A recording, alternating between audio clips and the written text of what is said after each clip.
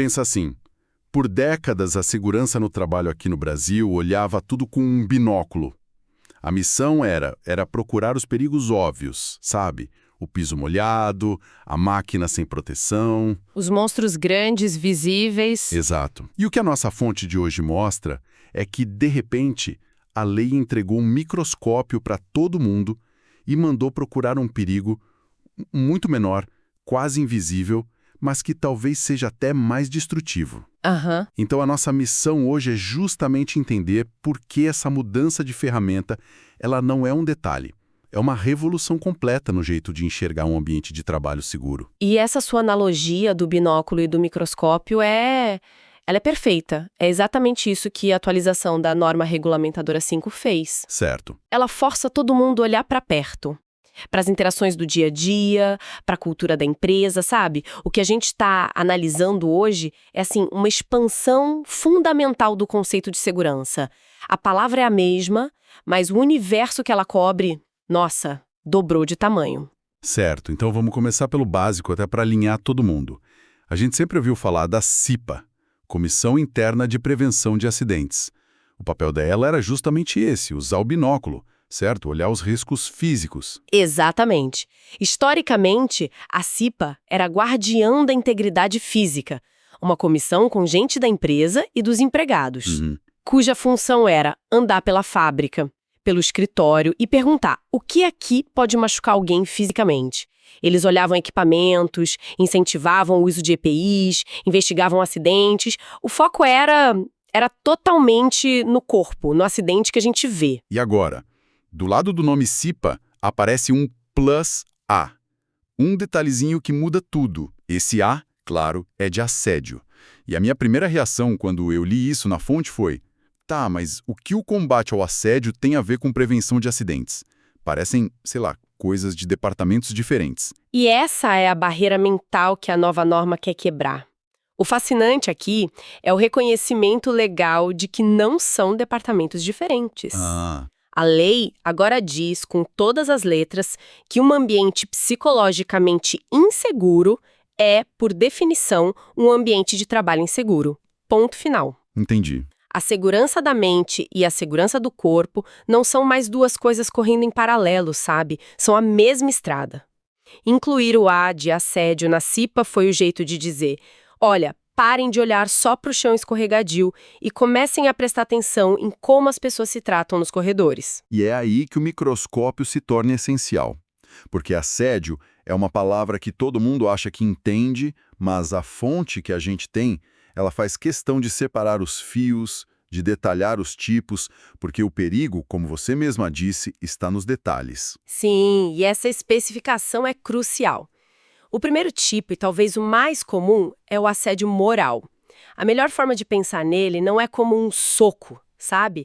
É como uma goteira. Uma goteira. Uma gota d'água não faz nada. Mas com o tempo, com a repetição, ela pode destruir a estrutura mais sólida. O assédio moral é isso, a exposição repetida a situações que humilham. Por exemplo? É o chefe que, em toda reunião, elogia a equipe toda, mas ignora de propósito a contribuição de uma pessoa. É ser excluído sempre dos e-mails importantes. É receber tarefas impossíveis de cumprir só para ser criticado depois. O objetivo, consciente ou não, é minar a pessoa. Nossa, essa imagem da goteira é muito poderosa. E ajuda a entender por que tanta gente não percebe, né? Porque cada ato isolado parece pequeno. Foi só uma brincadeira, ele só esqueceu de me copiar no e-mail. Exato. Mas a fonte também fala do assédio sexual, que eu imagino que seja mais direto, mas como um soco mesmo. Pode ser, mas nem sempre. A definição é qualquer constrangimento com conotação sexual para obter vantagem. E isso vai desde o óbvio, tipo contato físico sem consentimento ou exigir favores sexuais para uma promoção, Claro. até formas mais sutis, comentários constantes sobre a aparência de alguém, piadinhas de cunho sexual que criam um ambiente hostil, convites insistentes depois de uma recusa clara. Tudo isso contamina o ambiente de trabalho. Cria uma sensação de insegurança, de violação. A fonte ainda menciona um terceiro ponto, a violência psicológica. Eu confesso que, para mim, isso soa muito parecido com assédio moral. Qual a diferença na prática? É uma ótima pergunta, porque os conceitos se tocam. Mas a violência psicológica é um termo mais guarda-chuva, assim. Pensa da seguinte forma. Enquanto o assédio moral é a goteira, a repetição, um único ato de violência psicológica pode ser como um cano que estoura. Uma agressão verbal explosiva na frente de todo mundo. Um ato claro de intimidação, uma ameaça. Um evento desses pode ser o suficiente para instalar o medo e destruir a segurança de uma equipe inteira. Entendi. A norma é inteligente porque ela abrange tanto o ataque lento, repetitivo, quanto o ataque súbito. Sabe, o que mais me chamou a atenção na fonte foi a lista de exemplos práticos que muita gente não vê como assédio.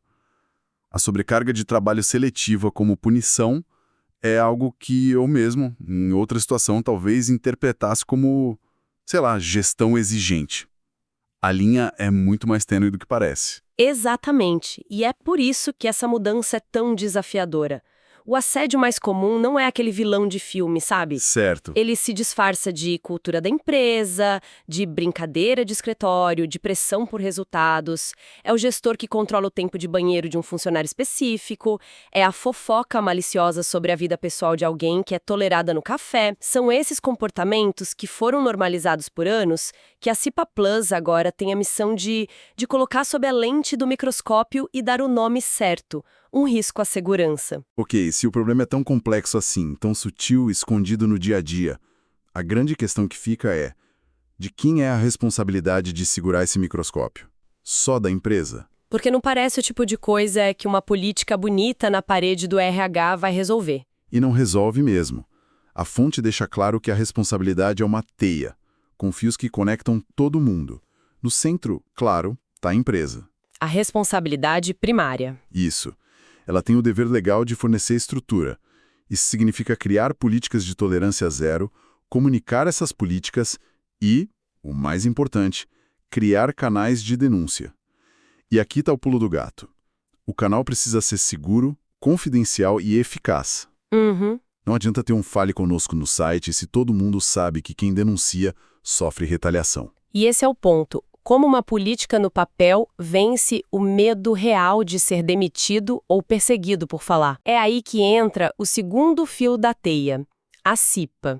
O papel dela é justamente dar vida a essa política. Ela se torna os olhos e os ouvidos no chão de fábrica. Certo. A CIPA agora tem que incluir o tema assédio nas suas ações, tipo na CIPAT. Ela deve fiscalizar se a empresa está mesmo investigando as denúncias, se os treinamentos estão acontecendo e, o mais importante, os membros da CIPA, por serem eleitos pelos colegas, eles podem se tornar um ponto de confiança. Um primeiro passo para quem tem medo de ir direto ao RH. Eles são a ponte. Entendi. A empresa cria a estrada, a CIPA pavimenta e fiscaliza. Mas e os carros que andam nela? E os próprios trabalhadores? A fonte coloca eles como parte da solução. Eles são os motoristas. O papel dos trabalhadores é fundamental. A fonte aponta uma responsabilidade dupla. A primeira é individual, não praticar assédio, obviamente. Ter autoconsciência. Certo. A segunda é coletiva, e talvez seja a mais difícil. Não ser cúmplice do silêncio. Isso significa apoiar um colega que está sofrendo, não rir da piada inadequada, usar os canais de denúncia, seja como vítima ou como testemunha. A cultura de uma empresa é a soma dos comportamentos que são tolerados, né? Se todo mundo se omite, o assédio vira regra. Essa ideia da responsabilidade compartilhada é poderosa. Mas a nossa fonte também toca num ponto muito sensível. Ela afirma que trazer essa discussão à tona não é mimimi, mas sim prevenção.